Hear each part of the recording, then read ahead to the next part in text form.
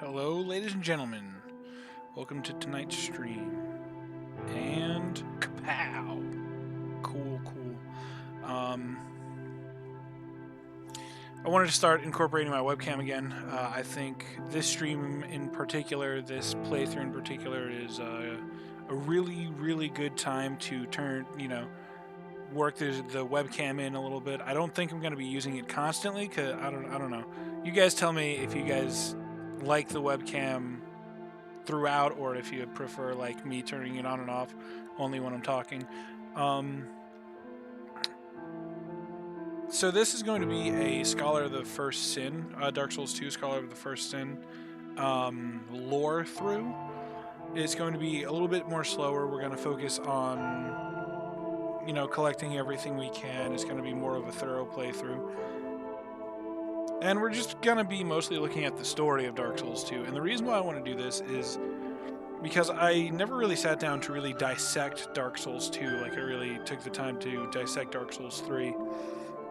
I made a lot of judgment calls on the general gameplay and comparatively, like Dark Souls 2 versus Dark Souls 1 and versus Dark Souls 3. But I've never really gotten to sink my teeth into Dark Souls 2 like I've been able to Dark Souls 1 and Dark Souls 3.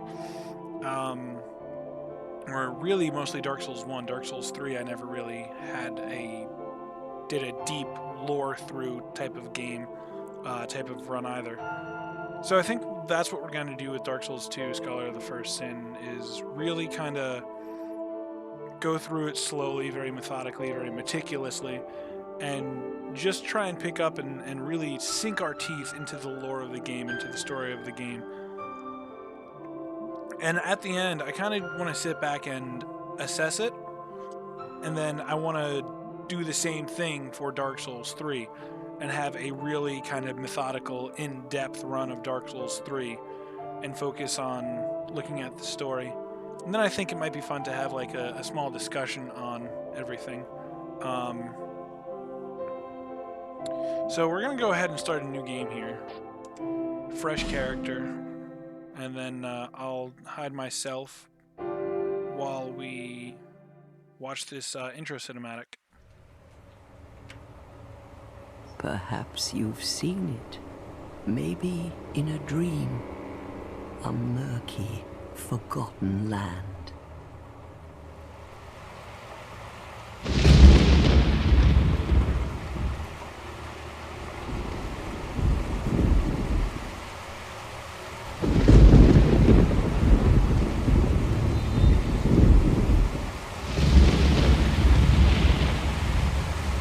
A place where souls may mend your ailing mind.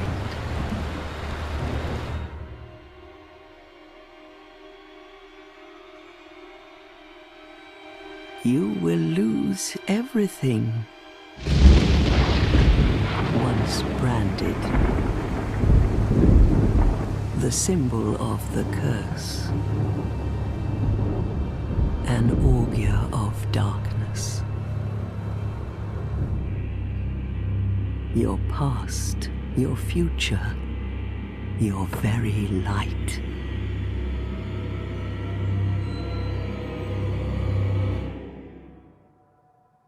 None will have meaning, and you won't even care. By then, you'll be something other than human. A thing that feeds on souls, a hollow.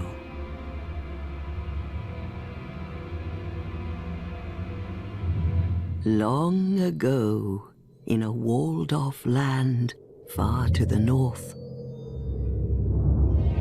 a great king built a great kingdom. I believe they called it Dranglake. Perhaps you're familiar. No, how could you be?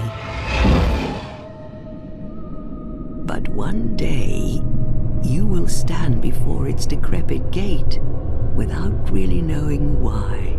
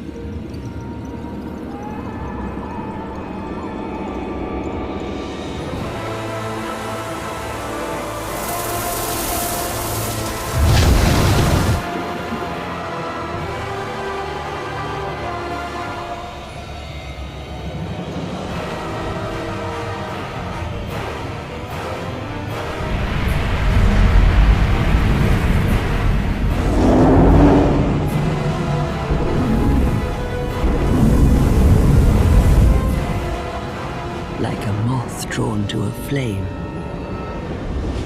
Your wings will burn in anguish. Time after time.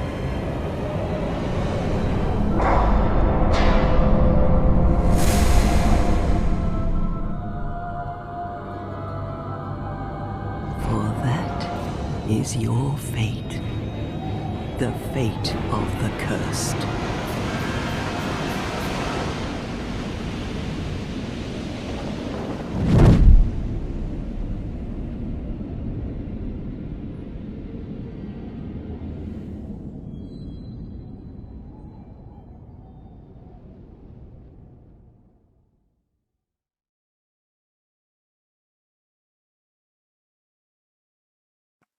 Alright, so that's the intro to the game. And here we wake up in things betwixt.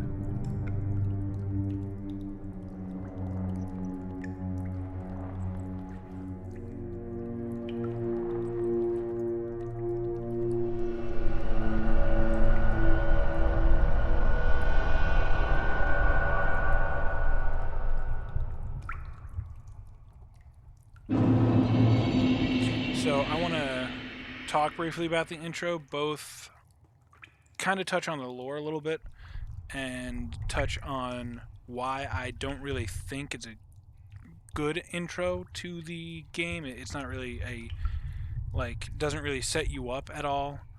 Not in the way that it should. It basically sets the stage. You are basically another undead. You're another poor soul on the cusp of going hollow, and without really knowing why, you are drawn to this place, this world called Dranglaic. And you're told to go out, find souls. You're gonna die a lot. It's gonna hurt and be painful and kind of suck. But you have to go out and do it nonetheless, without really knowing why. It doesn't really touch upon anything. All it really does is introduce the theme of the game. And basically the theme of the game is kind of the same as Dark Souls 1. So I don't really. I think that the idea of cycles is a theme that really started in Dark Souls 2 and is carried into Dark Souls 3. And the cyclic nature of Dark Souls 2 is important. And the reason why I don't think it's great intro is because they say, well, you have to do this and don't know why. But they don't really talk about how it's the way of the world. They don't really elaborate on it to the point where it really makes any sense. Like, that intro doesn't really serve a function except tell you that the journey ahead is going to be difficult. Which maybe some people are okay with it, but me personally, I don't like a game going, oh, it's gonna be hard. You're gonna die a lot. It's gonna kind of suck. Because I feel like that's like the game getting a little bit too meta for my taste. That's really about it. I'm gonna keep the webcam on for the time being while I play. And then, like I said, I want people to let me know if they would prefer it if I keep it on, keep it off. Maybe next stream I do, I'll keep the webcam off. And then you guys can tell me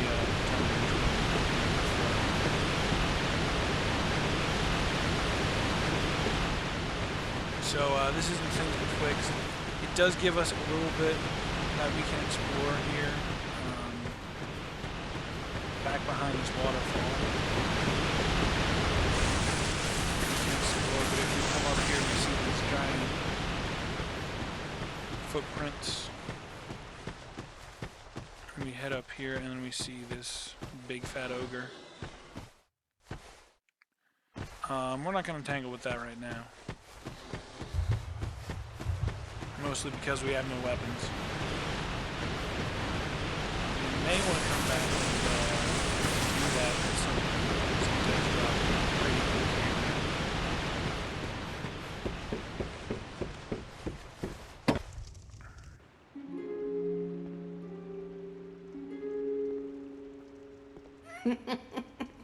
What seems to be the ruckus? Oh my, your face. The face of the curse.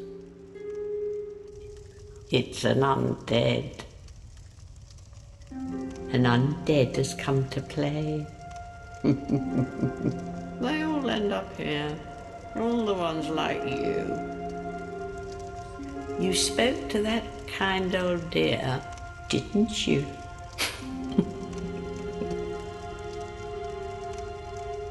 You're finished. You'll go hollow. Yes, you'll become one of them. Hollows prey upon men, feast upon their souls. This is the fate of the cursed.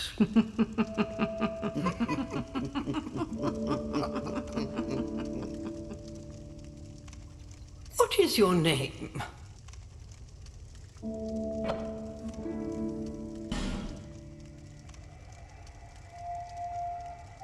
Our name, of course, is Uzuki.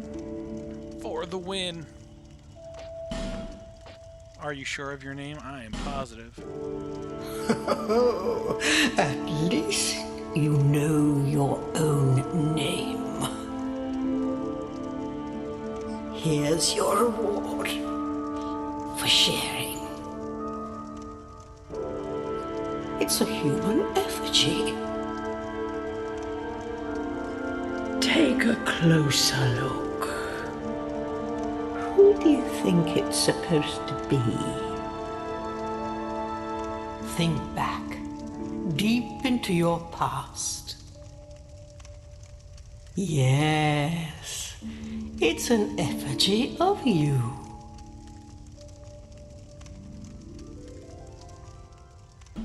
So that's a weird moment. Because it suggests that there's a couple of possibilities with that. It suggests that all human effigies are effigies of the player character. Meaning that, like, all of this that's happening is kind of preordained. So, in Dark Souls 1, the problem with the Chosen Undead was that, you know, what made them a Chosen Undead, and the reason why you were a Chosen Undead in Dark Souls 1 is because you just happened to be able to beat the Asylum Demon. You happened to be able to take pilgrimage to Lordran, and you happened to be able to overcome all of these different trials. That's what made you the Chosen Undead. You weren't selected by anything other than your own merit. You proved your capacity to overcome these trials. In Dark Souls 2, it seems a little bit more to suggest that you are literally the Chosen Undead. You are chosen by fate to be here, to embark on this quest. Even if you don't really understand why. We'll look at that a little bit more when we get a human effigy that we can read. There's a lot of different ways to play this game. A lot of different decent builds. I think I'm gonna go ahead. I have in mind what I want to go with for now. We can always change it. We can always do something different, but for now I'm gonna start with the swordsman. For a gift, we're gonna go ahead and take some healing wares. Then we'll just change like our hair and stuff like that, just so we're not just like generic dude 100, 1000 or 1100, whatever. That's fine.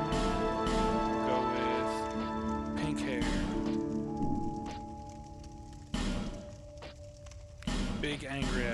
eyebrows. Sounds right to me. Whoops. And of course the big bushy beard. Big bushy pink beard.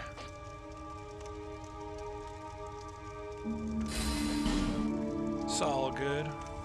All people come here for the same reason. To break the curse. You're no different, I should think. Doesn't stand a chance. Well, you never know.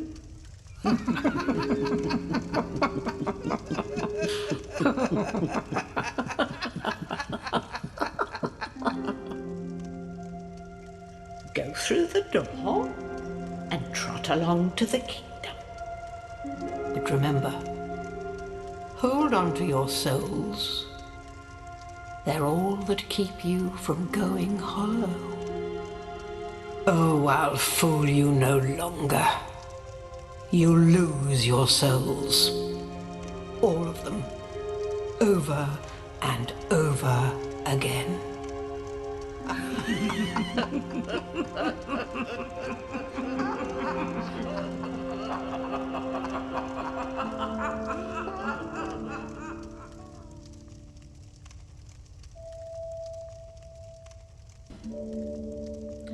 So that bit I don't really care for too much. I don't like that the game is like literally laughing at you, you know what I mean? They say, oh, you know, you'll... What do they say exactly? Oh, you know, I don't think this one will last long. Oh, you never know, kind of sarcastically, and then they all laugh. And then they say, oh, you're gonna lose your souls over and over and over again, and then they laugh some more. I don't know, just like, as a player, it kind of feels insulting. But I kind of had a thought on that while I was watching this part again. And I realized that maybe that's what From Software was intending. That, like, they kind of want to put the player in an oddly uncomfortable position in the beginning of the game. I don't know. It's a possibility, but I'm not really sure. It's just a thought.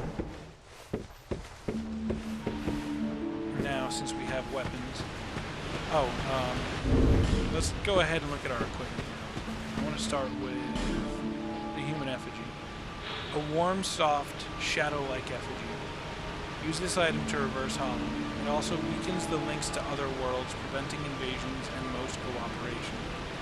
Peer closely at an effigy and one begins to perceive a human form, but whose form it takes depends on the person looking. That makes a little bit more sense. See, I thought what they were trying to suggest was that all the human effigies were you, and you were the chosen undead. And then for every, you know, kind of alternate world, because we know that they're in Dark Souls 1, it tells us that there are multiple timelines, and time is convoluted. That they're, like, each of the player characters is the chosen undead of their particular world, their particular timeline. But this seems to suggest that it doesn't really matter who the undead is. To anyone looking at the human effigy, they perceive it as themselves. That makes a little bit more sense. We also have life gem, small stone, made up of crystallized souls, gradually restores a small amount of HP, often found near abandoned corpses as if it were what remains of the soul. Seeming to suggest that the life gems are kind of like solidified souls, and crushing them and absorbing them heals you physically, heals your physical wounds. Poison moss, a faintly poisoned clump of moss. When ingested, it counteracts poison and cleans one's inside. If enough poison builds up in the body to break out and cause poison, your HP will start to increase. If you wish to stay alive, you would do well to keep this molecules in hand. So this is mostly just talking about the gameplay aspects of poison. Not really any lore there. The dark sign and a cursed mark. The dark sign includes death. The dark sign induces death, returning the player to the last bonfire rested at the cost of all souls held. what you must to gather the pieces, scraping them into some semblance of a whole before the will to do so fades.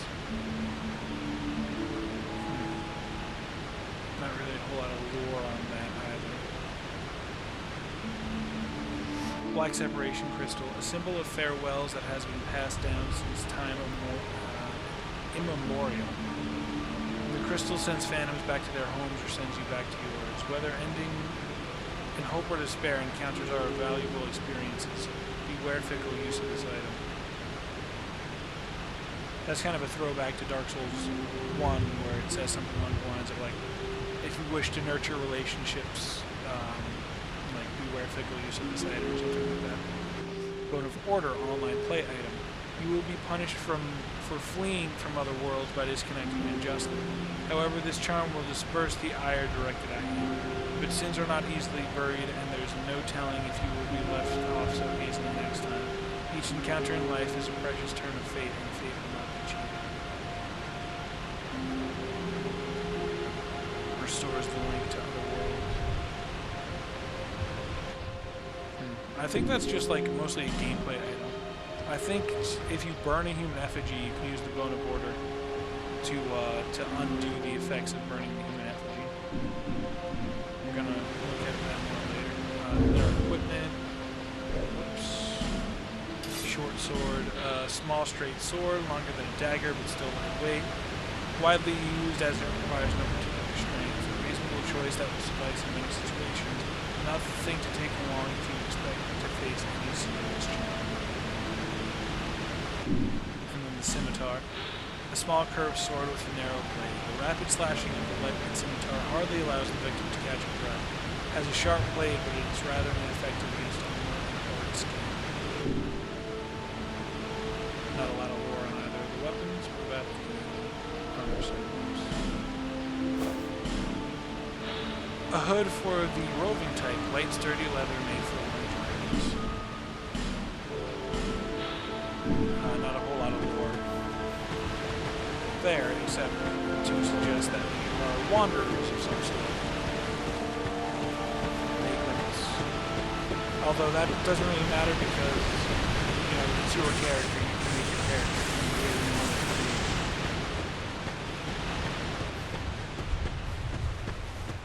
It's kind of the beauty of the RPG side of Dark Souls, really. And then this guy.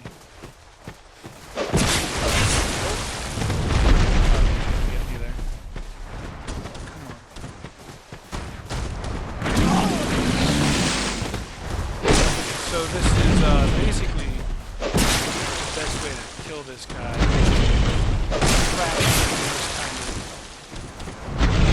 Back and forth. Because as long as you're standing behind him, he'll try to crush you. And he does do it on an angle. And that is to try and keep you from basically they do it to try and throw you off, so like you can't just step back, have him slam down, get a couple of hits in, step back. You have to move around, and that can have a big impact on where you're fighting. Fortunately, in this particular location, it doesn't really matter. We get us a stone ring. Let's go ahead and look at that. Might as well equip it while we're at it. The beloved ring of the gallant, shieldless Lothian, formerly of Ferosa. Hits greatly reduce enemy poise. The effect may seem trivial, but for those who comprehend how critical it is to exploit a hole in the enemy defenses, the significance of this ring will be clear. So the stone ring causes us to deal extra poise damage, which is actually, unlike what the ring says about being trivial, it's incredibly useful. It's incredibly powerful. We have some gold pine resin over here. I guess theoretically you could like run up past him, grab the gold pine resin, and then use that to deal some extra damage if you're really struggling with him.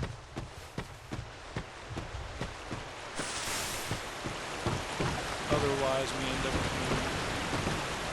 powers back up here. Back to the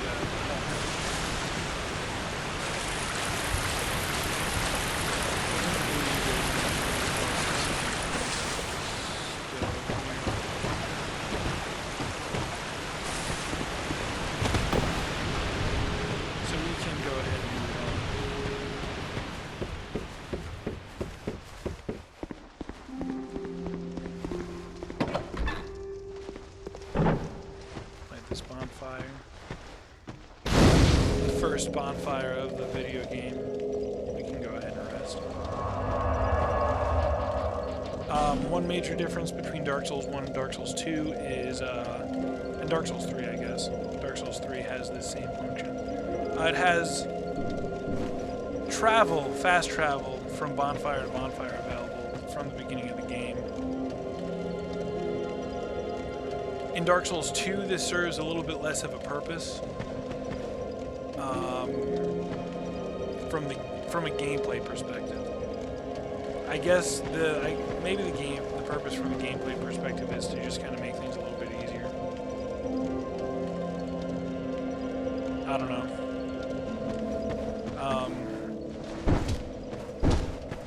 I thought about this once before, and this is the answer this is the conclusion that I draw when I think about why you have fast travel unlocked from the beginning of Dark Souls 2. And one of the problems with Dark Souls 1, now, I don't know much about the game on the development side of things. I wasn't obviously involved in developing the game at all, but I think it can be assumed Dark Souls 1, they ran out of time in development. They wanted to do a lot more than they actually finished. The second half of the game, for anyone who's played through it, is kind of obvious, but the second half of the game is areas feel unfinished. Like Lost Izalith, for example, is an unfinished area. From Software has said that they wanted to do more with the area than they got to do.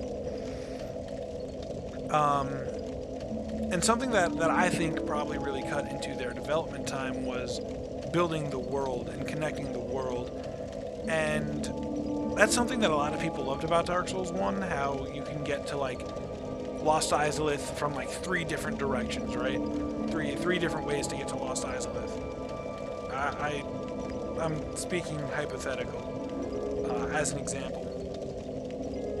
You know, you just had multiple ways to get to the same area from other areas in the game.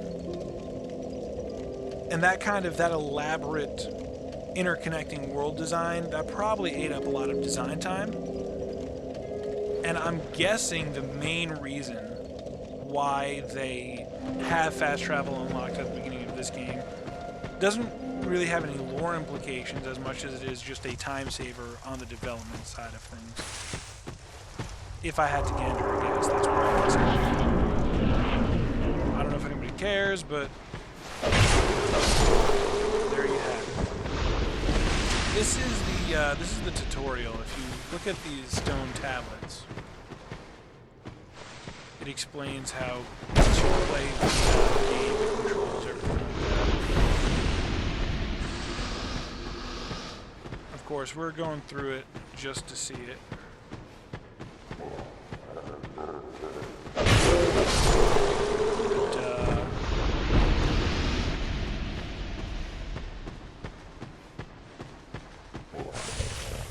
We could be lighting these sconces here, but the first time through,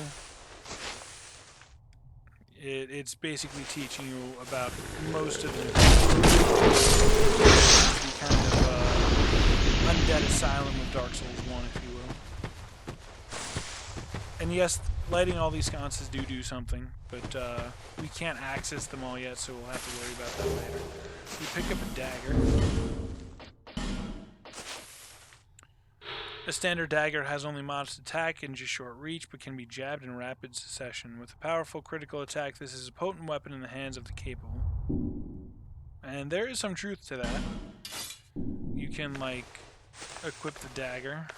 Whoops. Equipped it on the wrong hand. You can equip the dagger, and the dagger actually does more critical damage. Of course, you're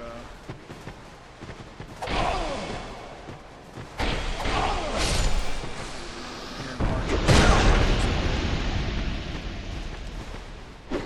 Okay.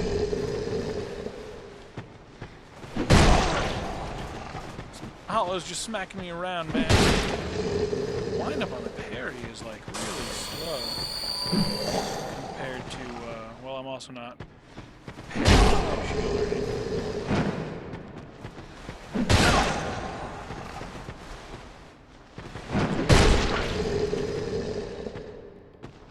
There we go. Damage with the dagger. I'll try and show off the damage difference between that and the scimitar. Although the scimitar might have more parry damage, we'll see. And I say that largely because of the fact that the scimitar is at +1. So.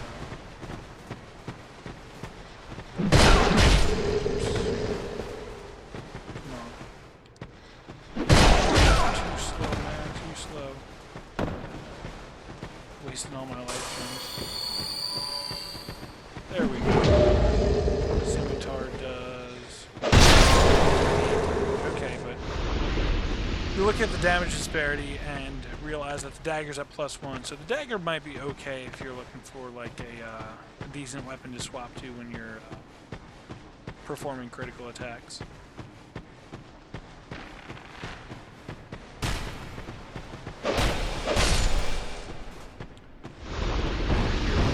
Life gem. Cool, get one of my life gems back.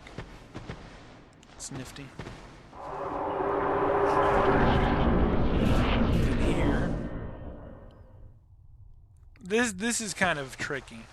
I will say this from a design perspective, because you come out. Well, maybe not that tricky, but you come out, and a lot of people are inclined to like look down, you know, examine. You come out over here, move camera. Okay. You look down, you see a fog gate down there, and most people might just drop down and head towards that fog gate, which I think would actually kill you if you just try and drop down there. So again, it is kind of tricky. But over here, there is a ladder. This is where the crows are. We don't have anything we can trade them right now. But give us the food. silky smooth crows. Yes, you! Give us Silky! No, pickle pea and pumperum. And here we can drop down for an item. Soul of a Nameless Soldier. Oh, we should probably look at some of these items, like the gold pine resin. A rare pine resin with a golden glint applies lightning to right-hand weapon. The affected weapon inflicts lightning damage for a short time, particularly effective against foes who are resistant to magic and fire. It's pretty true. Soul of Lost Undead. Soul of Lost Undead who has long ago gone hollow. Used to acquire souls. The soul is the source of all life, and even in undeath or hollowing, the mind seeks souls. Soul of a nameless undead soldier who has long since gone hollowing. That sums that up pretty well. Pretty much.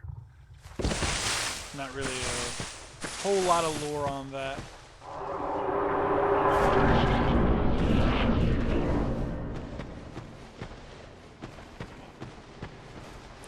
Although it is kind of curious. And, doing jumping attacks there, son.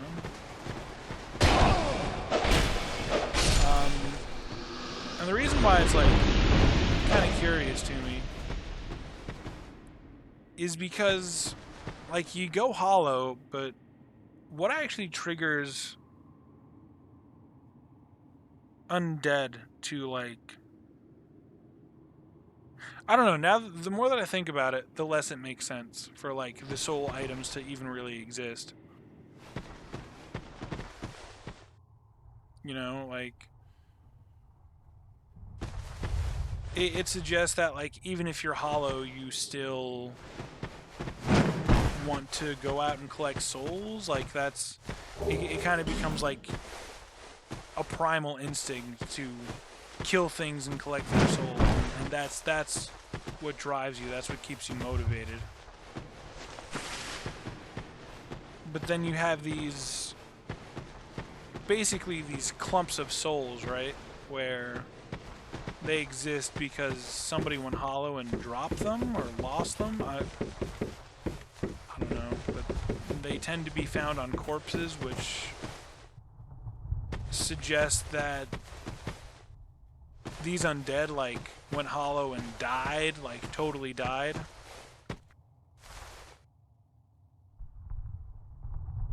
Which I guess that makes sense. That makes more sense when I think about it that way. Whoa!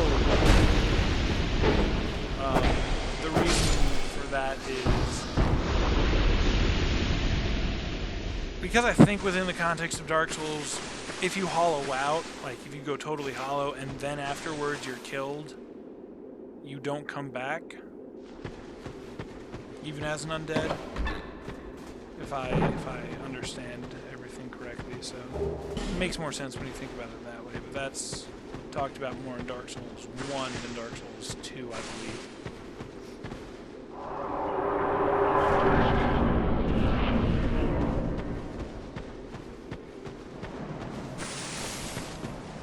We also picked up a red eye ore, cracked red eye ore.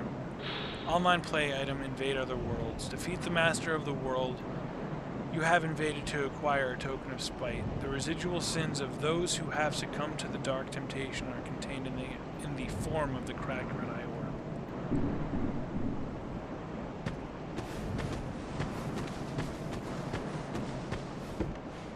Over here we can see some enemies down below. Can't get to them yet. We can drop down here. And then here we have statue blocks your way. We can't get through that yet.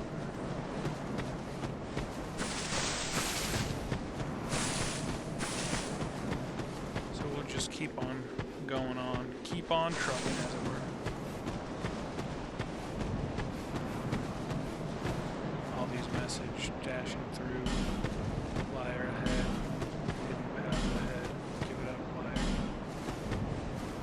Seems to be a bunch of always seems to be a bunch of messages there that don't really mean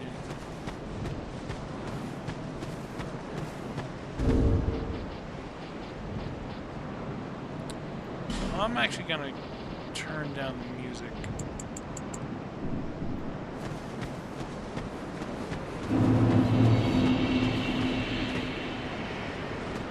This is Majula. This is the central hub. We'll get a better look at it in a second. But some people like it more than Firelink Shrine in Dark Souls 1.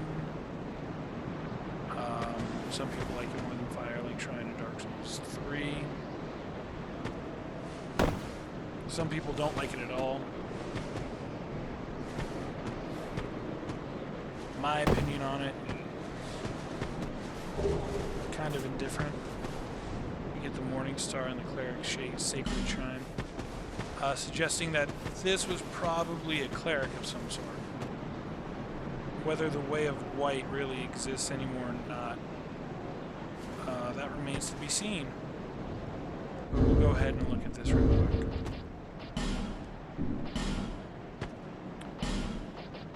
Club fitted with a spiked head. The spikes of this blunt weapon cause bleeding, normally wielded by clerics, but clearly intended to draw blood. So, it's actually an interesting question.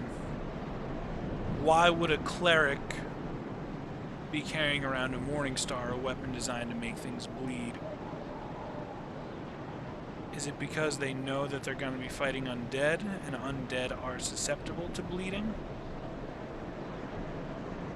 I don't know. Kind of curious, though.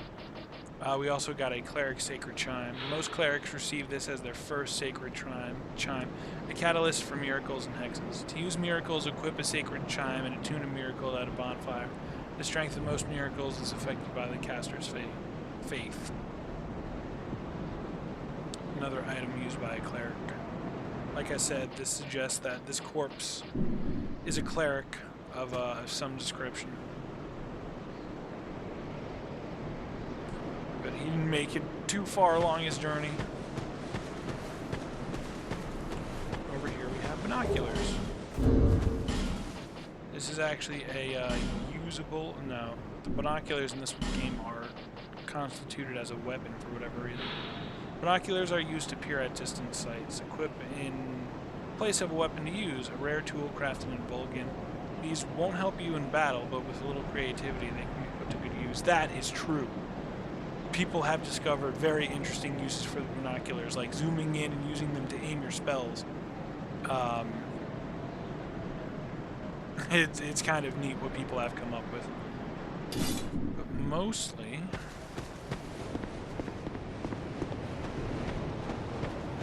you can equip the binoculars and look through them to get a closer look at the world around you. You can see someone staring off across the ocean. She just...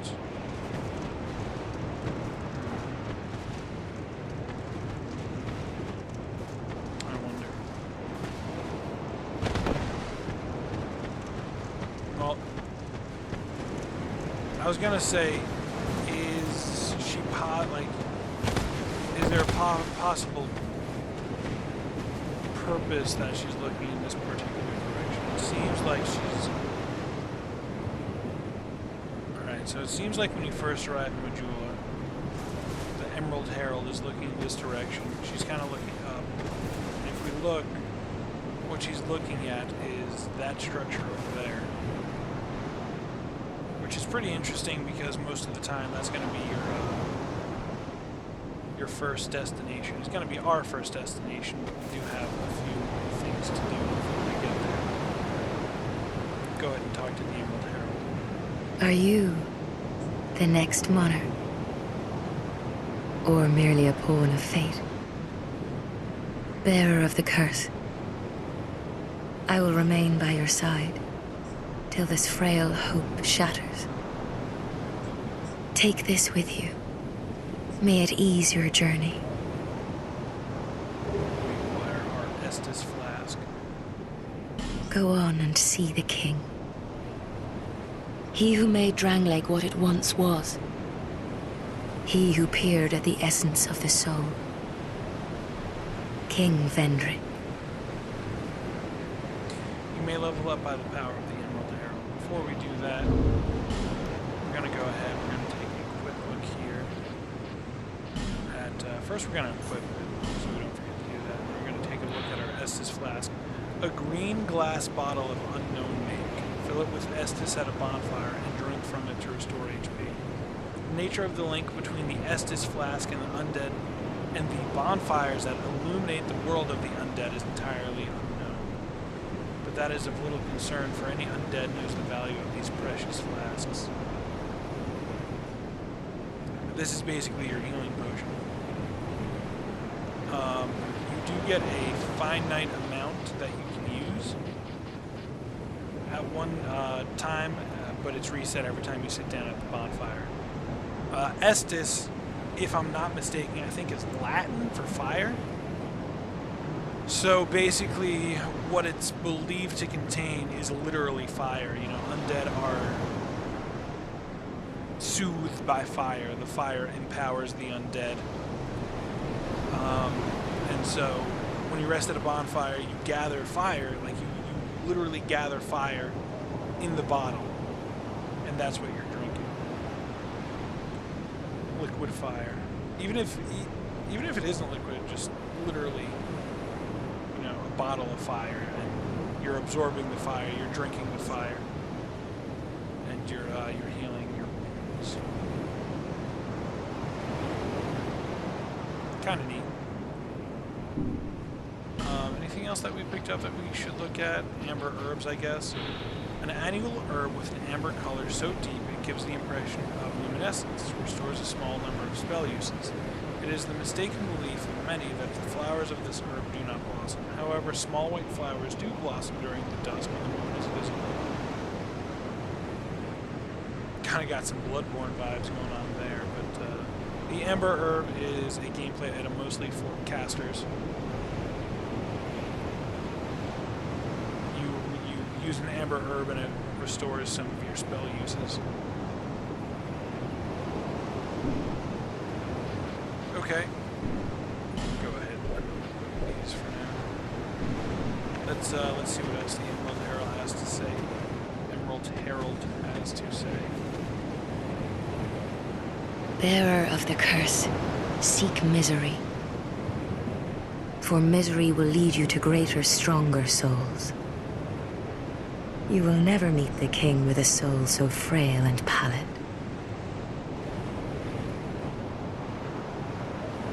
So, she's saying, seek to overcome challenges, right? If you don't overcome new challenges, you won't get stronger. And if you don't get stronger, you'll never see the king. Seek those whose names are unutterable. The four endowed with immense souls. Their souls will serve as beacons. Once you have found them, return here to me, so that hope will not fade away. Another allusion to what we're trying to accomplish. Gather the souls of the four great ones and then return to the Emerald Herald. Bearer of the curse, seek souls.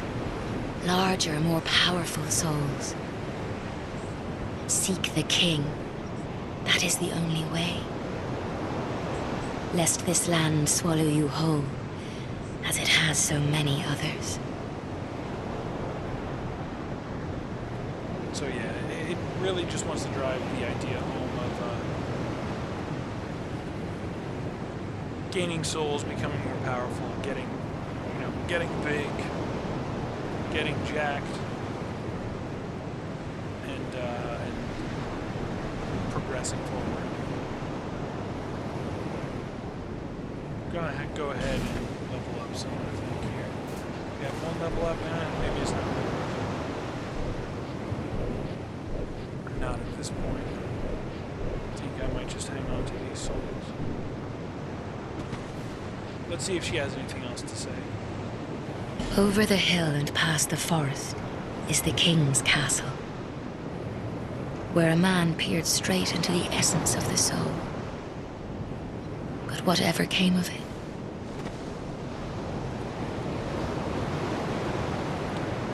Blue forest. Lies the castle.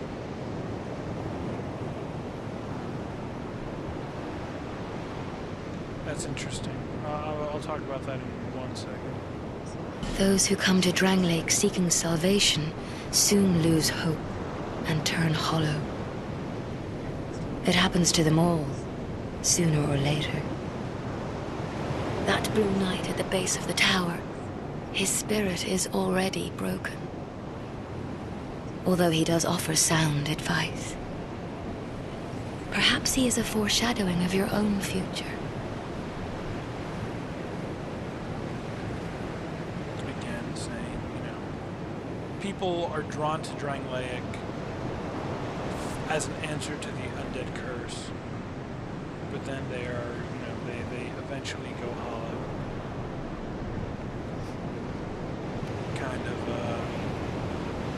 Kind of interesting. And we can talk about it a little bit later, but I think it has a lot to do with the nature of, because Drangleic allegedly has a way to break the curse. There's the secrets of escaping the curse lie in Drangleic is really the best way to put it. But there's a lot more to it than that. We'll talk about that more when we get to it. That tiny thing inside the ruins. An ancient being that will mock your very existence. She imparts sound wisdom. Provided you find her on a good day. So, she's talking about the NPCs now. She talked first about the Blue Knight who's sitting at the bottom of that tower. It's not really a tower, it's, a monolith. that was about Chalquar, I think. We'll talk to you in a little bit. The sign you bear will drain your very souls. And without souls, you will turn hollow. Stay strong. Do not lose hope. Even when you have precious little time. Good to know. Just talks about the dark sign a little bit there. For when the undead dies, it is never truly dead, but only one step closer to hollowing. Not all undead are hollows, but all hollows were once undead. That gives us a little bit more insight into the hollowing process. Now, there is information, mostly from Dark Souls 1, to suggest that hollowing has little to do with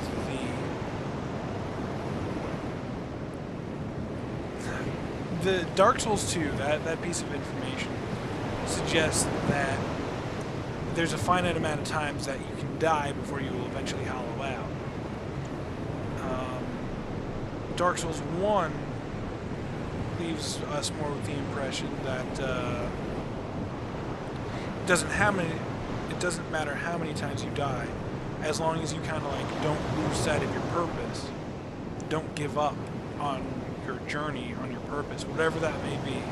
It's different for everybody. You will not hollow out. So I think this is giving us like a lore reason as to why the hollowing mechanic is in place, and we'll talk about that a little bit more when it happens. If you find an Estus shard, bring it to me, so that I may ease your burden.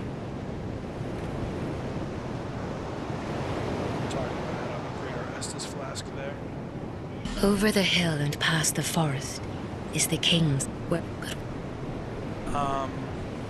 So over the hill and past the forest is the king's castle. She's looking at the forest of the fallen giants over there. But she talks about the king's castle, which we can actually see. Let me reopen my binoculars here for a second. We can actually see the king's castle. It's that building over there, that big black tower. That's the king's castle. And that's where she wants us to go. We'll get there eventually.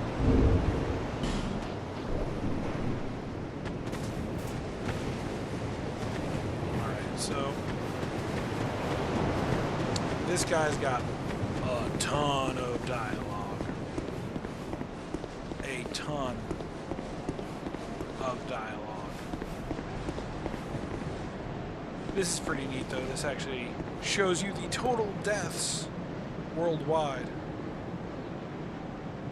We're at 185 million deaths in Dark Souls 2 Scholar of the First Sin for PS2. PS2, PS4.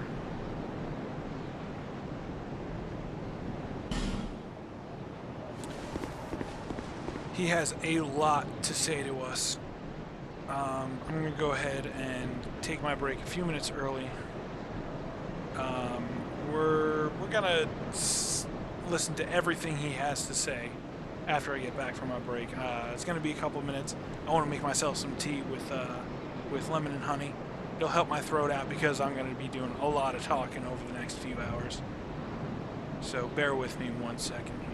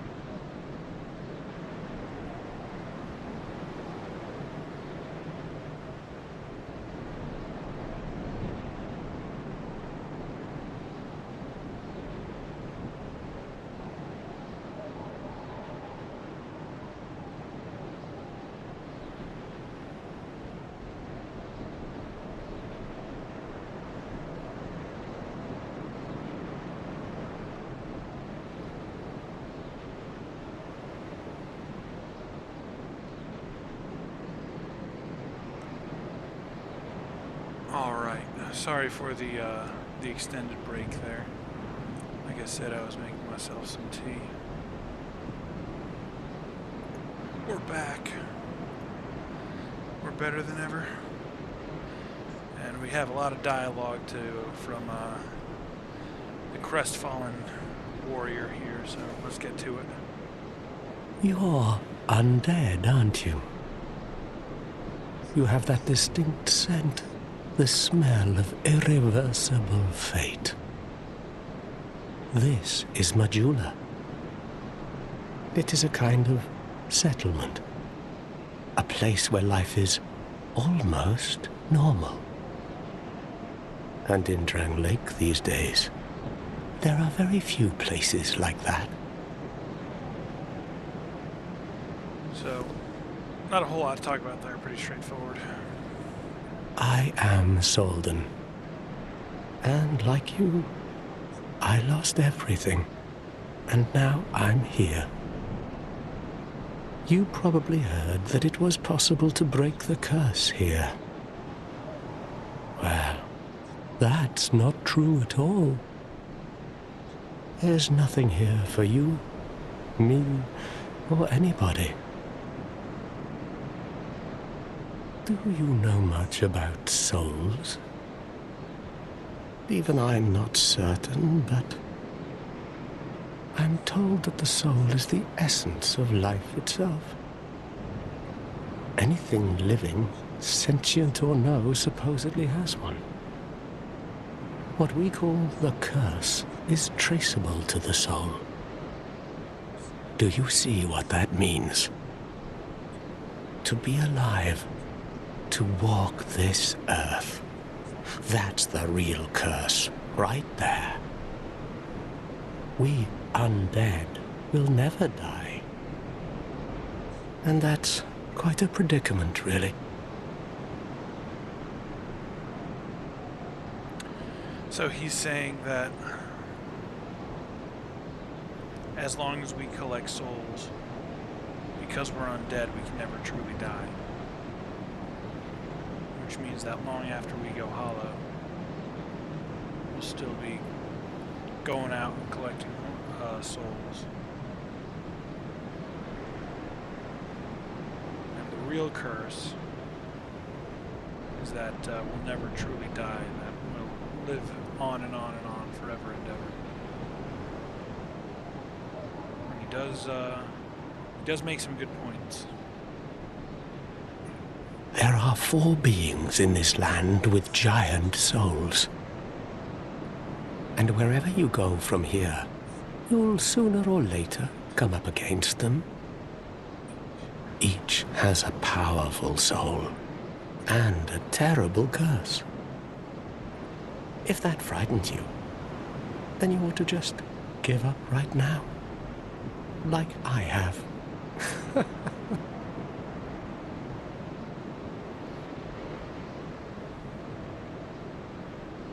So he's saying, you know, kind of talking a little bit more about the 4 great ones.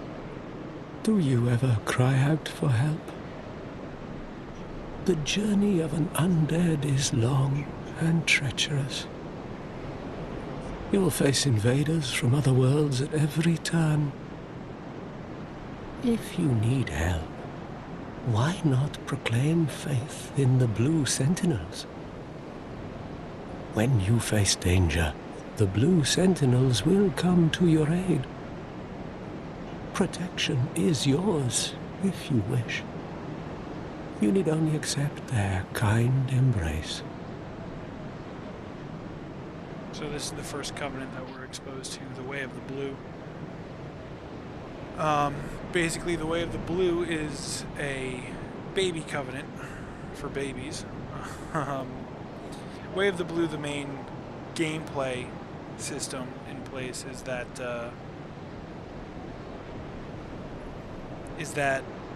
when you're invaded while you have Way of the Blue equipped, you have a chance of a member of the Blue Sentinels being summoned to your world to fight the invader with you. We're going to go ahead and just say yes, we're going to join the Way of the Blue, even though I don't really think it's going to have an impact on us. Get the blue seal and enter Covenant. That is a wise decision. People are weak, but the blue sentinels watch over us in their benevolence. Let the sentinels cradle you in their embrace.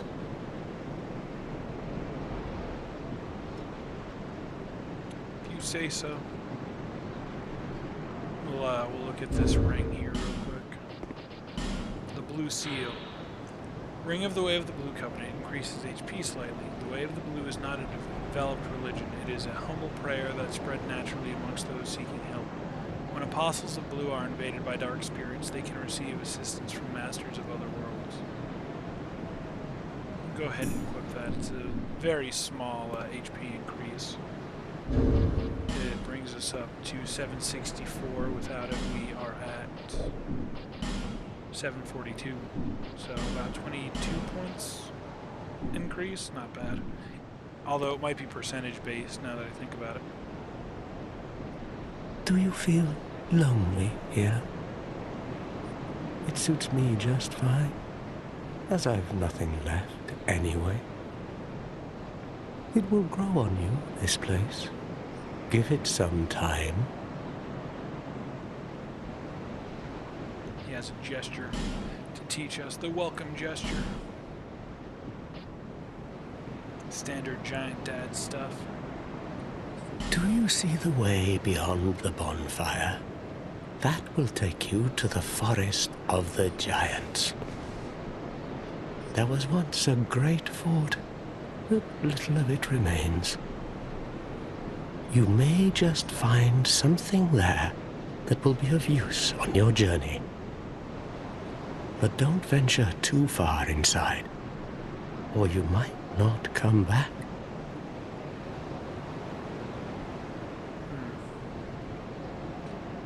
Seems to sound pretty ominous.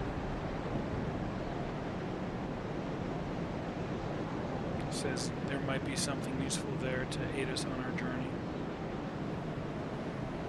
I wonder if he's referring to the rusted coins we can find over there. That'd be interesting because then he'd be referencing a specific item in the game that we can pick up on our way to the Forest of the Fallen Giants, but we can pick it up without actually entering the Forest of the Fallen Giants. So basically saying, well, you can go get this item, it could be useful to you, but don't go too far, you might not come back. Hade's Tower of Flame lies beyond the far gate. In the cathedral, the Apostles of Blue gather. But the road leading there is perilous. The gate is rigged with some contraption. But how it works, I just don't know. That's interesting too. That's something else that he touches upon. So over there... May you find peace on your journey. We'll talk to him a little bit more in a second here. Over here, whoops. Over here is Hyde's Tower of Flame. Hade's Tower of Flame, Hade's Tower of Flame, however you want to pronounce it. We get there, there's a pathway that we take from Majula to get over there. We'll get there when we get there, but there's a gate, right? There's a movable gate that separates Majula from Hade's Tower of Flame. And it's interesting that he mentions that it's a contraption of some sort, but he just doesn't know how it works.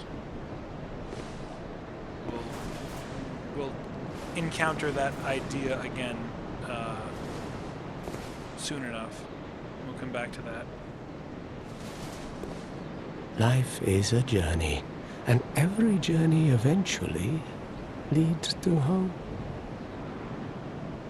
What else does he have to say? Have you seen that pit, that gaping hole in the earth? I don't know what it's like down below, but I wouldn't suggest trying to find out. Besides, you'll never make it down there. Not without a ladder of some sort. Or you can get the cat ring, the silver cat ring, I think it's called. The hole in question, we'll run by it in just a second here, but it's over in that direction. I'll point it out when we head over there. The flame you see there is a bonfire. They exist all across the land, beacons to we undead. If you are tired, try resting beside the flame. The flame heals us. That dialogue is talking about bonfires, and resting at bonfires will heal you. It doesn't tell you that it also resets the world around you, respawning enemies that you kill. The enemies that don't respawn, I should say, will be respawned. That's mostly in there for new players, I would say. Long ago, a woman called a firekeeper watched over each bonfire. She kept the flame lit and guarded it from those who would extinguish it. I wonder where the firekeepers went.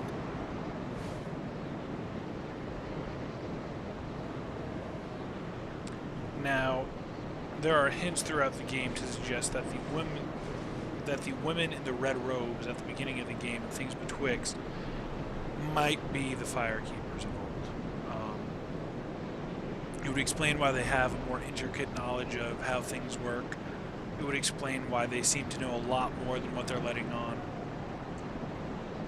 But that also seems to suggest that we don't need firekeepers anymore, that there's no need for a firekeeper at every bonfire anymore.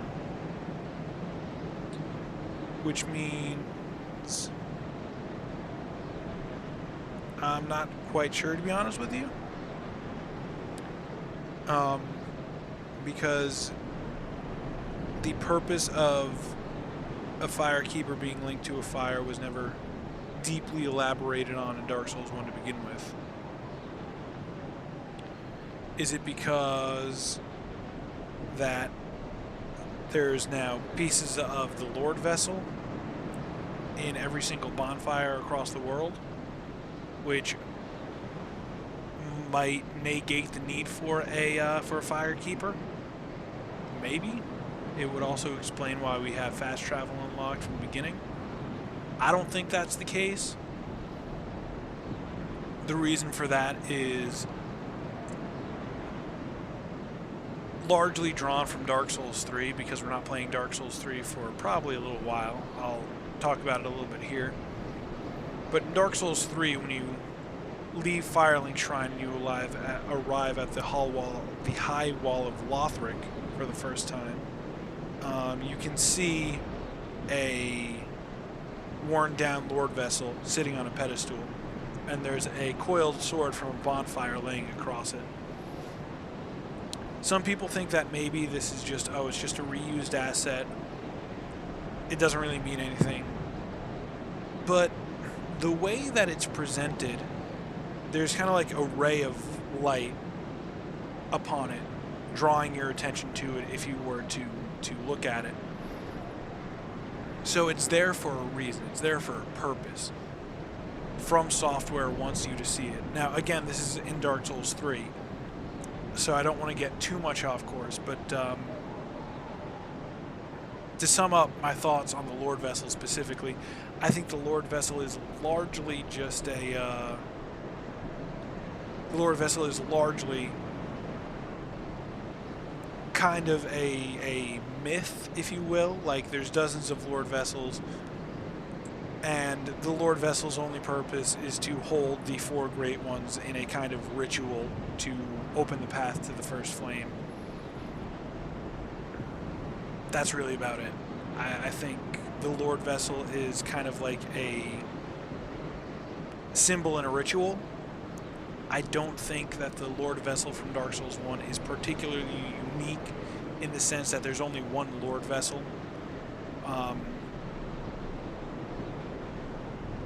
that's really the gist of my thoughts on that. The Lord Vessel is kind of like the for the Christians, it's kind of like a part of the communion, right? You have the bread of Christ. You have the bread, which is the body of Christ, and you have the wine, which is the body of Christ. But every single church you go to has some sort of sacred vessel with which they offer these two things in. The Lord Vessel is basically something like that. Let's see if he has anything else to say. Did you notice any letters on the ground on the way here? These are messages that have jumped the fissures between worlds. In Drang Lake, the flow of time is convoluted. Things shift and waver, twist and turn. Poignant wishes, dashed dreams. The messages convey our very inner thoughts. If your will to soldier on falters, try leaving a message. Somebody out there is sure to listen. So a lot of these are trying to convey gameplay features through his dialogue. One function of the message is that you put them down, other people can read them, you can read other messages, and if you rate them, you are healed. In Dark Souls 2, I don't remember if there's a set amount or if it's just you're healed back to full health. But they want to encourage you to put as many messages down as you possibly can for that exact purpose, so people can rate them and you can be healed by it. It's kind of a gimmick. I wouldn't put too much faith in it. Even if you do put a lot of messages down, the chances of you being healed exactly where you really need it are astronomically low. But that's what they're trying to do, convey a sense of gameplay through the dialogue. You may notice symbols these are summon signatures. They call upon spirits from other worlds through the schisms in time. If you fear hollows, find summon signatures to call upon spirits to help you. So this and the messages kind of tie in together. You can see summon signs on the ground and summon other players. Do you see the way beyond the bond? That was what That's all you of his dialogue. but don't. A lot May of you find dialogue peace to get through and work through. Some of it more interesting than other pieces, I will say that. Like the part about the contraption, for instance, which, like I said, we'll talk a little bit more about in the not-so-distant future. And mentioning ladders. Go ahead and mentioning ladders, and specifically when it comes down to falling down that hole over there. We have another very green-looking fellow to talk to. Who are you? Oh, it doesn't matter. Just help me open this door. I packed my tools in here, seeing it was vacant. But now somebody's gone and locked the door.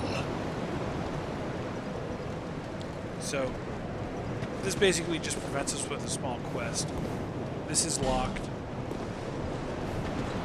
We can see in through the window that he has all of his blacksmithing tools set up over here, but someone's locked the door, taken the key. He can't get in. I'm a blacksmith. I'm nothing without my tools. Bring me that key. Chop chop. I'm a black... Sort of our first real quest with any clear direction.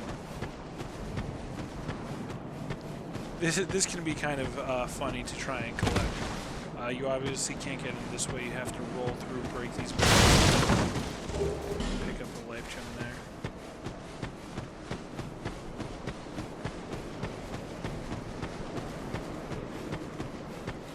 Up here we have 5 homeward bones, which is an excellent pickup.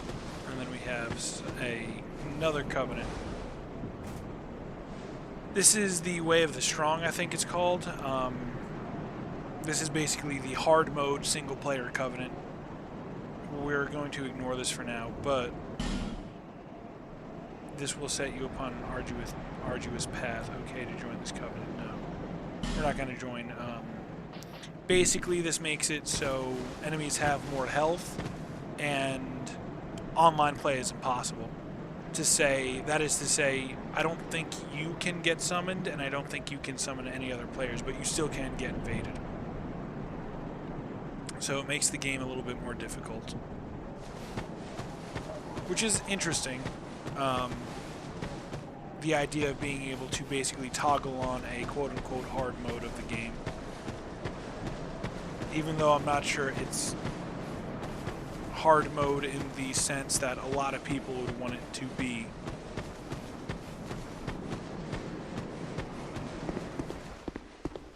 We have one more fellow over here to talk to. Hello there. Well, welcome to my shop.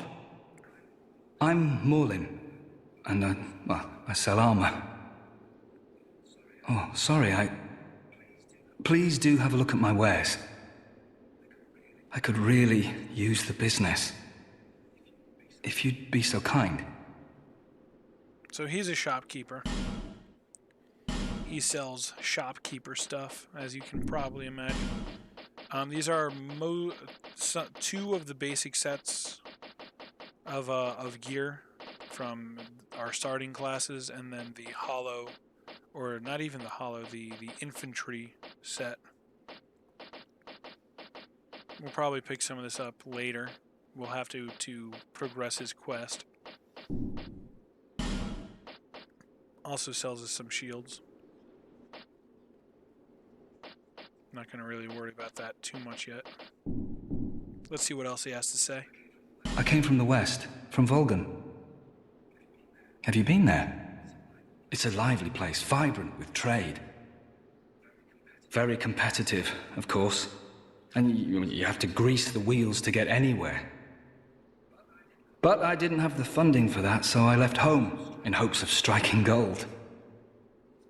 It's been years since then, and I've made very little headway. I don't even know why I'm still here. Everything's all run down and dying. It's terrible for business, really. So he's from Volgan, where where our binoculars also originate. So that's interesting to me. Tells us a little bit about Volgan and how it's kind of got this mercantilism system. A group calling themselves the Blue Sentinels have gained much power in Volgan. You can't even run a shop without their blessing. They claim to be working for the greater good, but it's absolute hogwash. That's interesting, because we just had Soldan over by the monument tell us that the Blue Sentinels are malevolent beings who will help you if you get invaded. But Moglin the Armorer is telling us a little bit differently, that there seems to be more to the Blue Sentinels than they're letting on. Oh, by the gods, why the hell am I here? That's all of his dialogue. To progress his quest, we'll have to spend souls.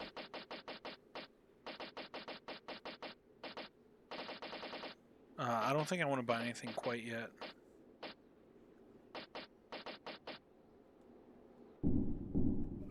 Well, I do hope I see you again.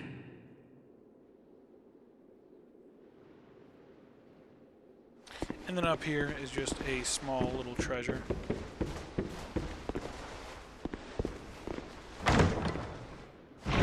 Pick up a Titanite shard.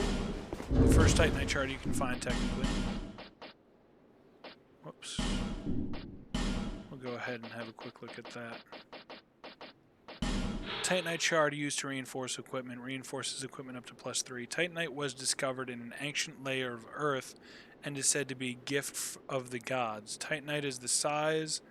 Titanite of this size has very little power, but it is still a rare find. Rare, quote unquote. So rare you can buy an infinite amount of them later on in the game.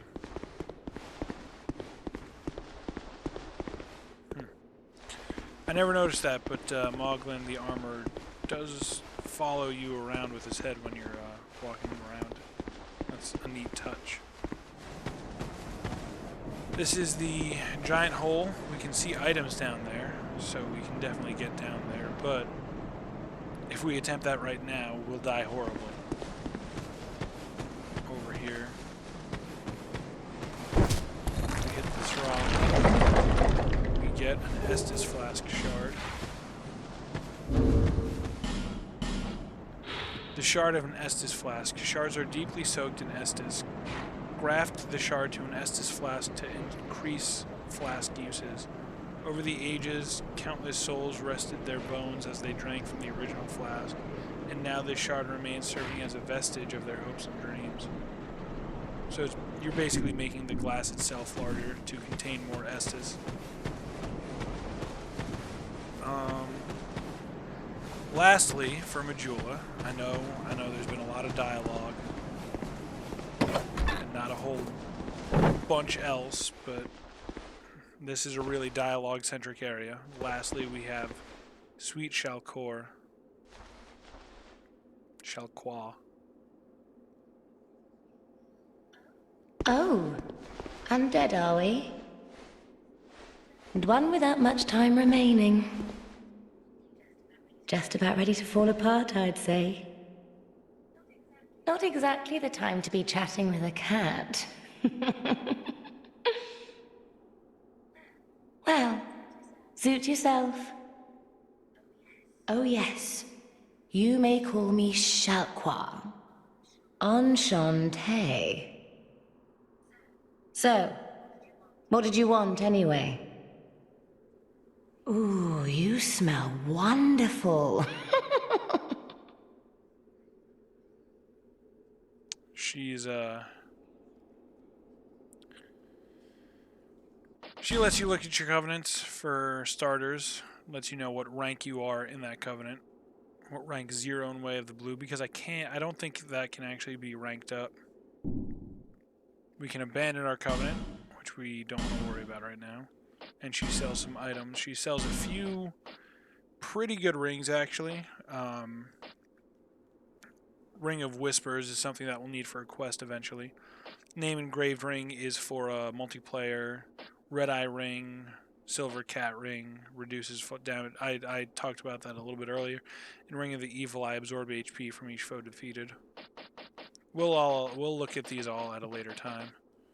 And then she sells Homeward Bones, Prism Stones, Alluring Skulls, and Lloyd's Talismans. Again, we'll look at these all as we cross them more organically. And see what else she has to say to us, though. This place is already dead. Everything will crumble and waste away so that something new may be born. Isn't it wonderful? This place is fascinating. We receive only the most peculiar visitors. Folk like yourself. It's enough to keep even a cat amused.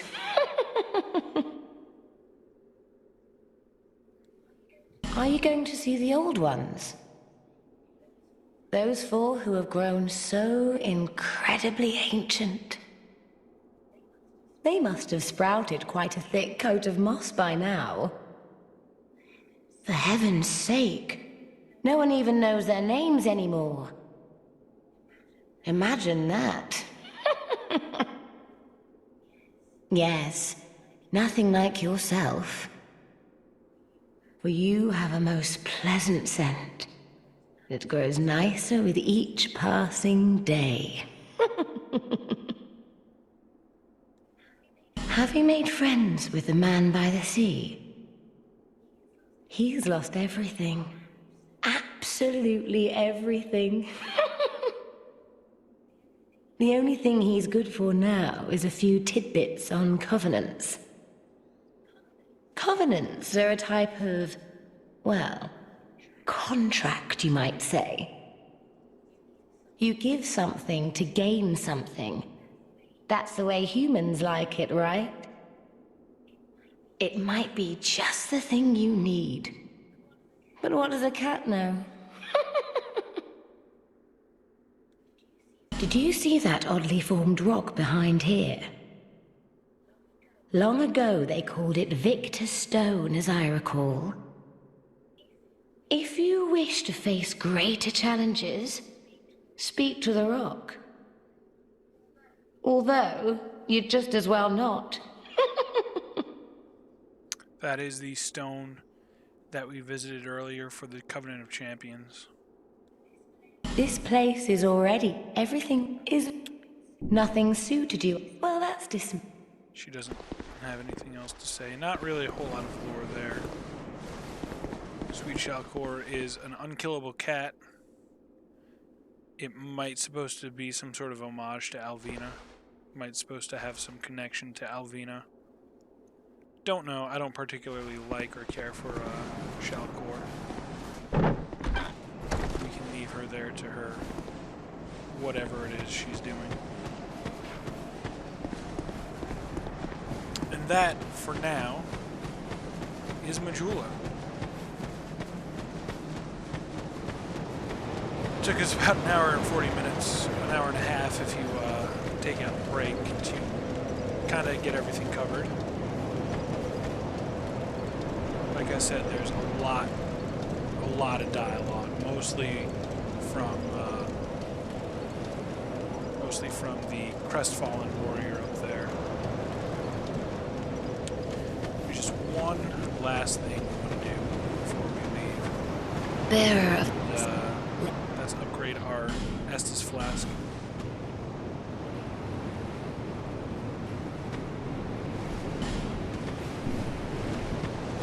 So we have 2 Estus flasks now instead of 1. Very helpful. Doubles our Estus flask total, which is pretty good.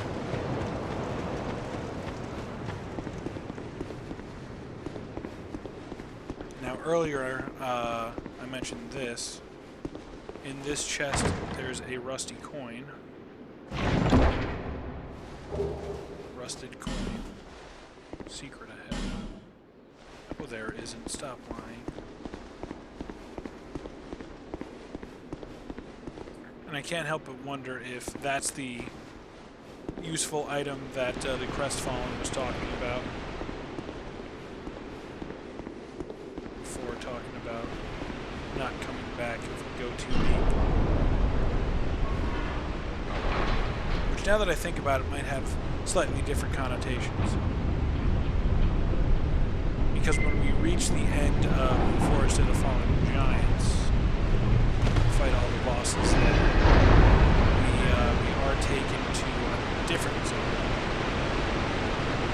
So, it could be that he's implying that when he says we may never come back, he could be implying that it might be just a lore thing where he's saying, oh, when we go hollow, be careful, we may never come back. Or he's, slightly more literally saying that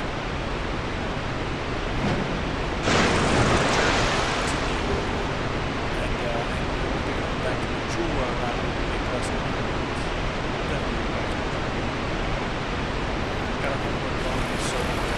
I haven't read the Homeward Bone yet, have I? Let's go ahead and read that. A white ashen bone. Return to the last bonfire rested. Bonfires burn up the bones of the undead. And this bone belonging to one whose journey was cut short has the power to travel to bonfires, as if it were most reserves for time past. It teaches us a little bit about bonfires, how they're actually burning the bones of the undead to stay lit. And that a Homeward Bone is literally a bone of another undead.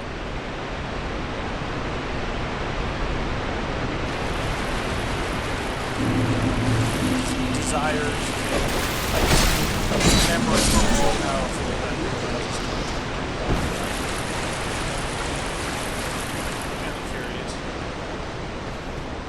This is the cave we would have come out of if we didn't go down and jump that gap.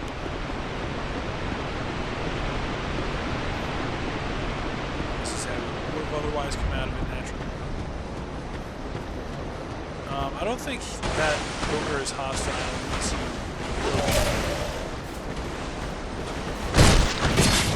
get the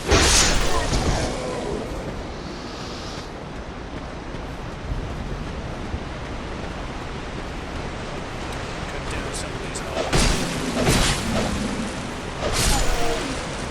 There is a bonfire across the map. A lot of people miss this bonfire for the first time through. Which I understand why, because walking up and down this river, you have the ogre who you keep a distance from. And as you walk along, it's very easy for that crevice to just kind of blend in.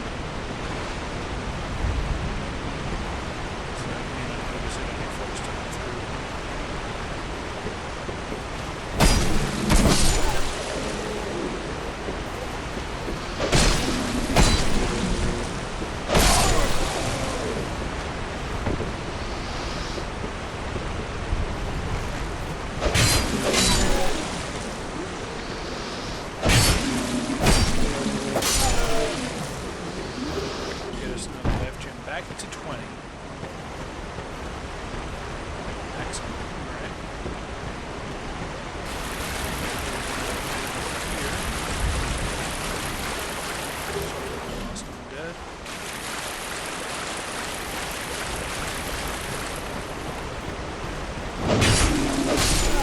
None of that, sir. Gonna have to do better to get me. So this is one of the first areas that I kind of don't like the changes that they made here. I understand why for a new player this would be kind of frustrating, but for a more experienced player it's kind of doesn't really matter. So you have these soldiers laying on the ground, appearing to be dead, but if we were to walk over here, let's say, and go to pick up this item, this soldier gets up and starts attacking you. So, as an ambush mechanic for a newer player, this is actually, I think, kind of funny. Because you'll head over to like pick this item up, you may not realize all these guys getting up off the ground, and then before you know it, you're surrounded. But for a new player, if that like really catches you off guard, it could be a problem because you start to panic. Ooh, we got the infantry axe. That's a pretty rare drop, actually. An axe wielded by Drangleic infantry, a makeshift crude weapon that deals an underwhelming amount of damage. Which is pretty true, its base damage is only 100.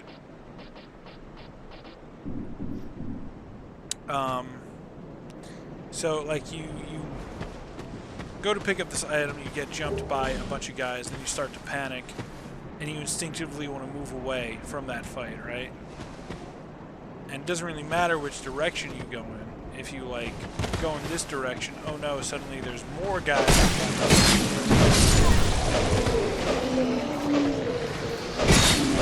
And then at that point you kind of realize, okay, these soldiers that are here laying on the ground aren't actually dead. They're very much alive. And when you approach them and get too close, they stand back down. But it's a very cheeky that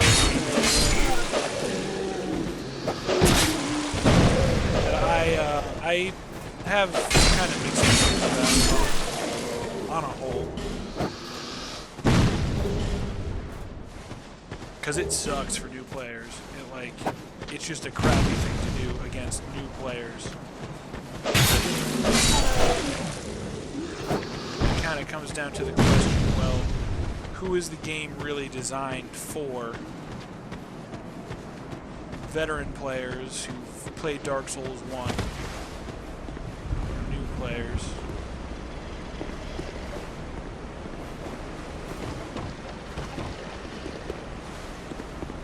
fall for a cheeky trap like that.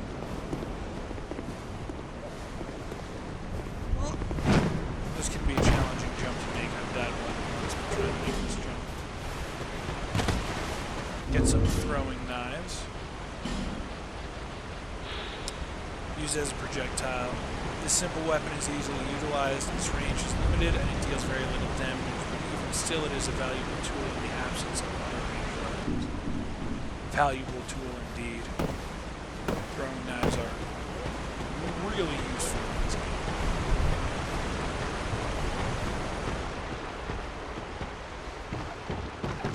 A small secret there. But we're not done exploring, we gotta come back up here again.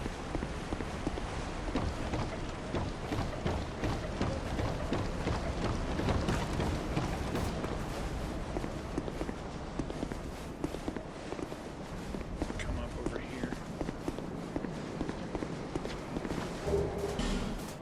Soul of the Nameless Soldier. Then we have this guy here who's a cheeky son of a gun. He didn't die. It's okay. We'll get him in a second here. Jump this. Another short sword and a lost soul of an undead.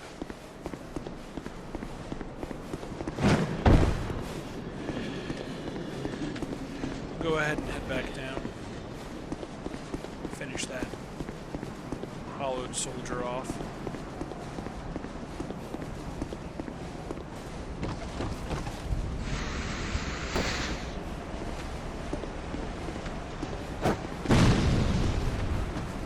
Being very rude, sir. Relax.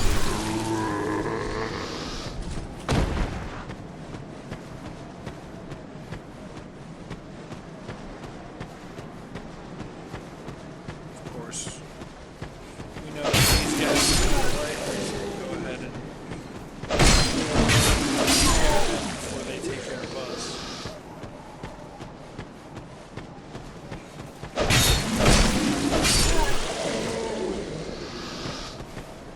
Enter the mist.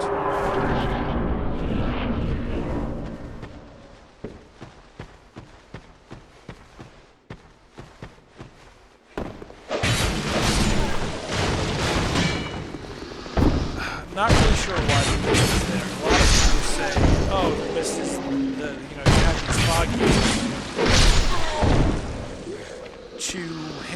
to hit to mask loading times," which doesn't really make sense to me. The reason I say it doesn't really make sense to me is because you go through the fog gate once, and then you never have to go through the fog gate again. So, do you only need to mask the loading time once? Just seems like not really a good argument. Are they not going to come? A lot of times if you make noise, you can aggro enemies with noise. These guys might be different. Go ahead and take advantage of our R2 attack on our short sword, which is a small thrust. Pretty useful in tight quarters like this.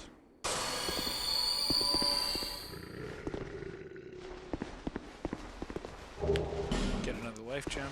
Always nice to have a supply of those.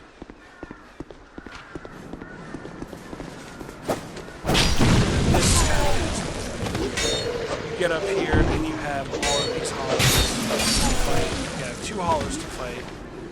On top of this guy throwing fire bombs at you. Over here, wherever it is. Oh, up there.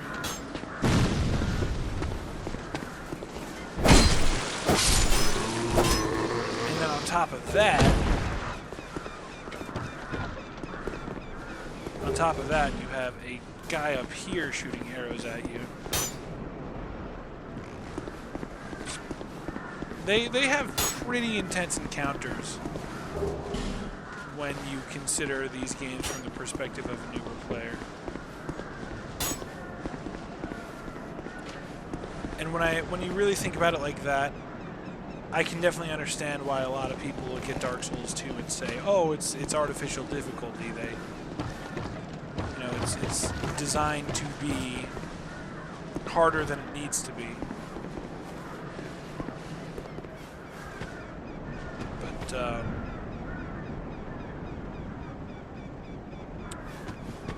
I don't know. I'm not sure I necessarily agree with that for different reasons.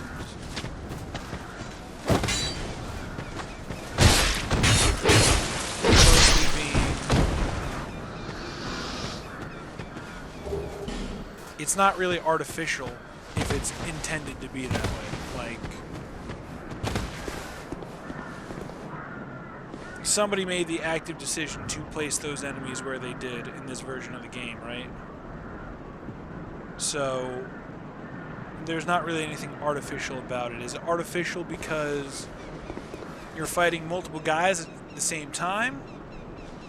And you can't really prepare for it because you can't see a couple of the guys as you're coming up from that staircase. Well, you might have an argument to be made there, but I still wouldn't consider it artificial difficulty.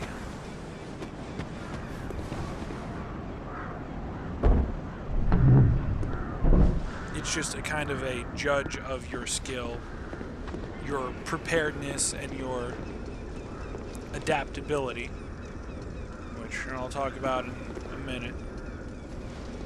Adaptability is literally a stat. Adaptability raises various attributes to ensure one's survival, boost agility, and various resistances. That explanation is a little redundant, but adaptability does a few different things, including reduces the amount of frames it takes to actually use items. It increases the invincibility frames on your rolls, which I don't like adaptability as a stat. I will admit that. It's a little too far RPG for what Dark Souls is typically trying to accomplish. But I will say they kind of nailed it on the name for the stat. I think it has a good name. Because a part of the challenge of Dark Souls in general is adapting to various combat situations, various survival situations. So needing adaptability definitely makes sense. Both in like a literal and lore sense. We have another character here. We'll rest at this bonfire real quick.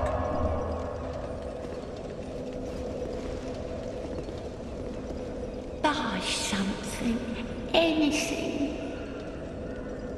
Oh, come now, help an old woman and buy something.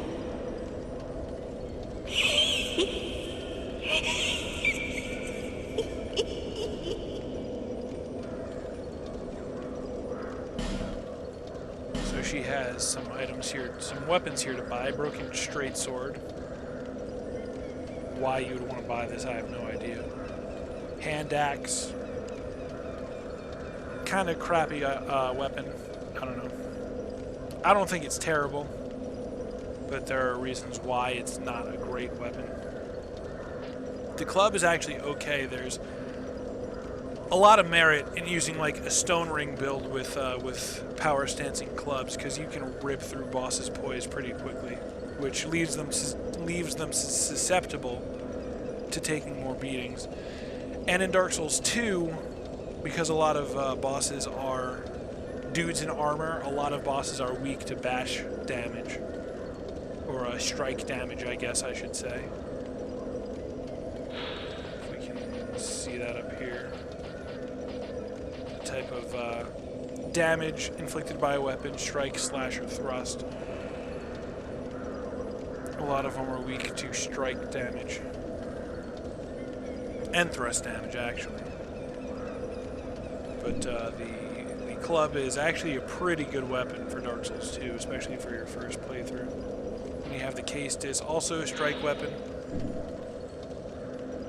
Not a bad weapon either. To be totally honest with you, it's a lot better when you have two of them and you're power stancing. But the base damage is really low. But again, with the stone ring and you're power stancing them, you attack so quickly, you can break poise so rapidly that, like, it doesn't matter if the damage is low. You can overwhelm enemy, like, even PvE. The case disc is pretty viable, I would say. She sells the Traveler set. Go ahead and look at this briefly. Coat worn by the merchants from Lanafear. The eagle is normally a symbol of strength, but in Lanafear it symbolizes wealth. Lanafear is the furthest land to the south and follows a strict edict of isolationism. The rare visitor from Lanafear fares always a little odd.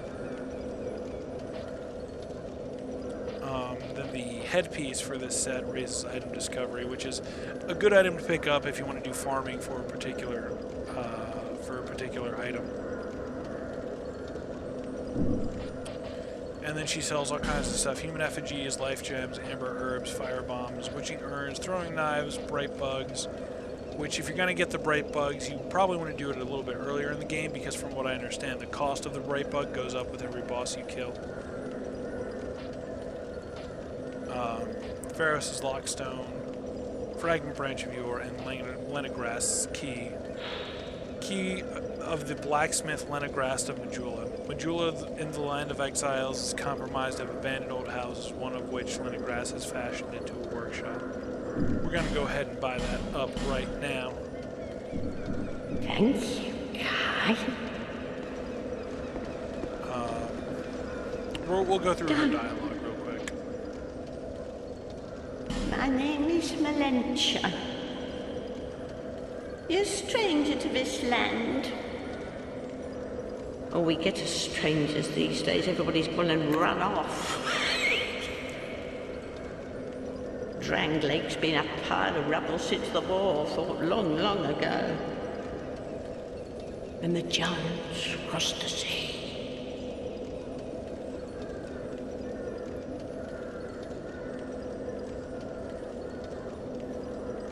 Seemed like the battles would never end.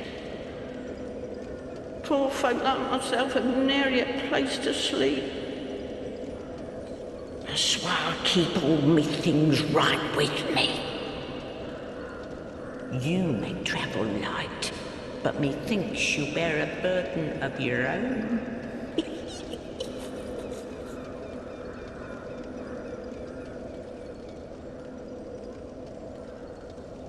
They say these trees grew from the remains of the giants. From each carcass sprouted new life growing into what you see now. But you know what they also say? Don't believe what an old hag says. It's high time that I pick up a move. I've a bargain for you next time we meet, my love. It's high... Lonely time. So she hints briefly at the events that took place here. Giants crossed the sea. There was some sort of battle. We're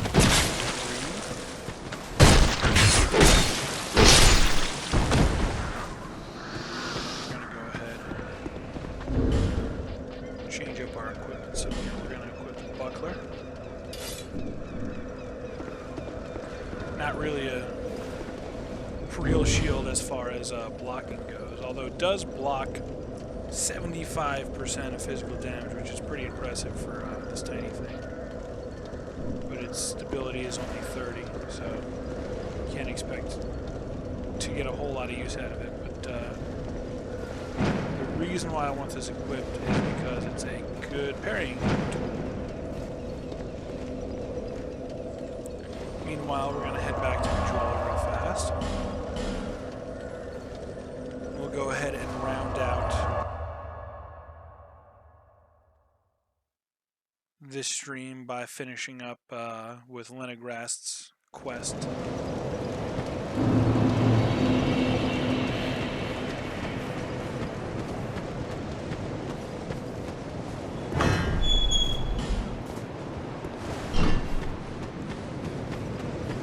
kind of annoying because you open that up and then you have to hit this bonfire for him to reset. Which is better than like having to quit and load out of the game, like you probably would have had to do in Dark Souls 1, but it's still a minor inconvenience. Here we can pick up a short bow. The type of small bow used by hunters in training. Equip arrows to use. Equip up to 2 types of arrows to give yourself immediate options in battle. Use arrows to hit enemies from afar to gain the upper hand by drawing first blood. Very accurate. Ranged weapons in this game are super good. We'll probably end up using them quite a bit. So definitely want to take this short bow with us. And here. You, stand back. This is dangerous work. The name's Lenigrast. Just a simple blacksmith. And you are... another useless traveler. Useless traveler, that's right. A man ought to labor with his feet planted firmly in the earth. Not roam around like you flirtatious vagabonds. Oh, what does it matter? Go on, show me what you've got. Your equipment. Let me have a look. But do it quick.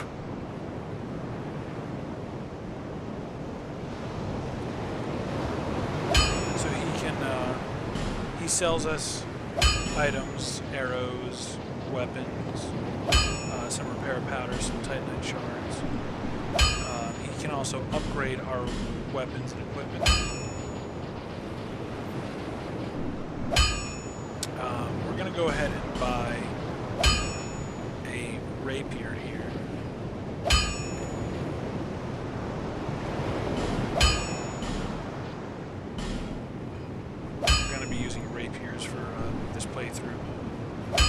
Super good in Dark Souls 2 for the most part. There's a couple of spots where having a rapier isn't great, but they're pretty powerful.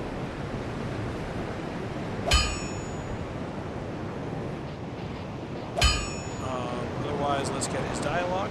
Drat. You're worse than my reckless daughter. Don't spend your whole life in transit, you hear? So apparently he has a daughter who he perceives as reckless. Seems to suggest that she travels a lot rather than staying in one place and making a living. You know, she won't settle down and make a living of her own. You'll need souls to repair and improve equipment. I know only of smithing, but souls have many other uses as well. Don't waste your souls on useless trinkets. Think before you spend. Equipment can be strengthened with rare orestone, but such orestone won't come easily. My girl knows her stones, but she's always out prancing about. Now, there's a time for travels, but you can't wander the world forever. Even you must have someone waiting back home. Drat. Alright, that's all the dialogue we're going to get out of him for now. We're going to go ahead and improve our rapier here to +1. I'll be around if you make it back.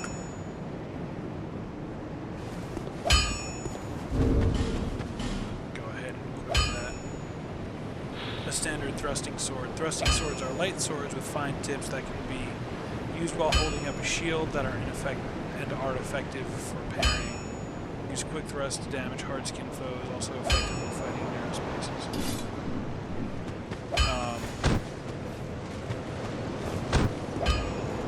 The R2 for thrust weapons, when you're one-handing them, is a parry.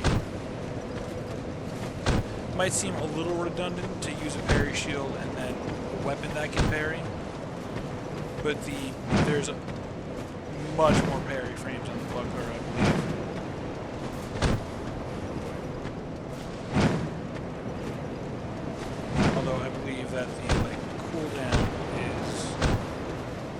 recovery is much shorter on the when you parry with the rapier. Doesn't really matter too much though.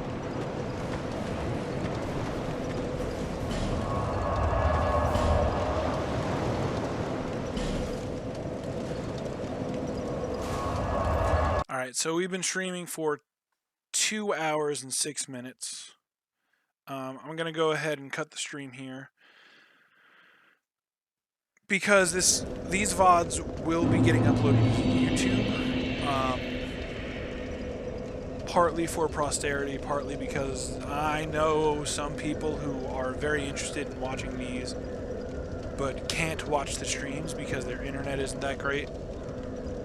So, in the interest of being able to, for, you know, more people being able to watch these videos, I'm going to go ahead and upload them all to YouTube. So I want to keep them at about 2 hours each.